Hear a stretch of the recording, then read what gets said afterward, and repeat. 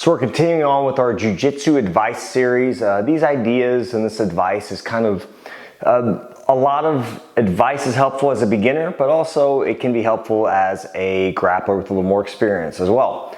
So these next two ideas kind of are the opposites of each other, but they go hand in hand and they're pretty important. So I'm going to tell you when to do one, when to do the other, and when not to do them. So let's get into it.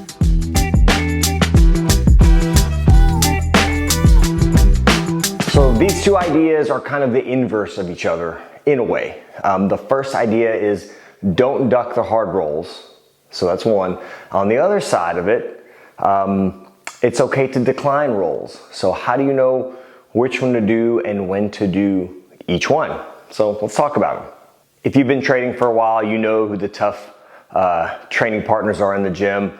And some of these people may be just tough for you because you compare yourself to them or you are similar to the same level. So usually maybe your rounds are a little bit more aggressive and more spirited, right? So, I mean, again, like rolling with somebody that's like a black belt and you're a white belt, you know, it's going to be probably a fairly, for the most part, fairly light roll for the black belt. And as a white belt in that situation, you're going to kind of go where the roll takes you, where the black belt really takes you in that grappling session. So those aren't necessarily the ones that I'm talking about. It could be like, you know, you're a blue belt and you have another blue belt around the same age, same skill, when you guys maybe started together, that type of thing. Someone you kind of really go head to head with and you have really tough rounds.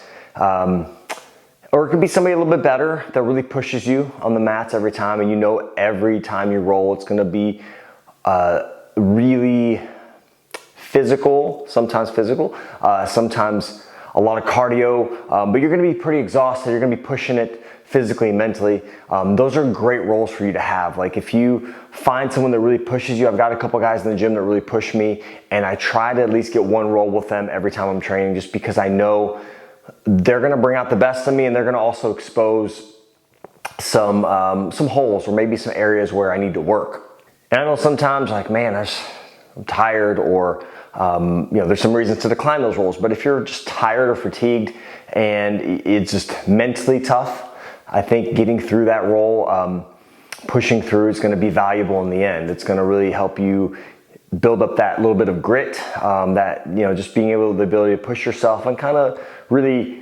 challenge yourself in some of those instances where, you know, you may have the tendency to like find an easier roll, right?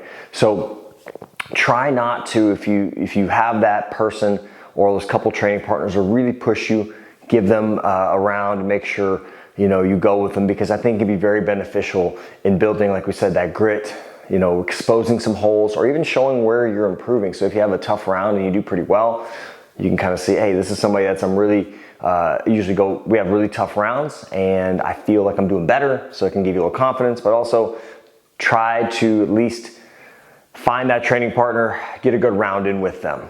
Now, on the opposite side, it's okay to decline rolls. So yes, and this is not just like a white belt asking a black belt to roll kind of thing. Like, declining rolls for me, it's hard to do. Like, it's really hard to say no to training with somebody. But if you're injured, that's a reason to decline a roll. If somebody's really prone to hurting you or hurting some of your training partners, they're really kind of a very rough roll, they're kind of out of control. Again, that whole spazzy training partner comes into play. Like, maybe you're a little injured, like I said, those would be times to decline. Maybe you're training for something.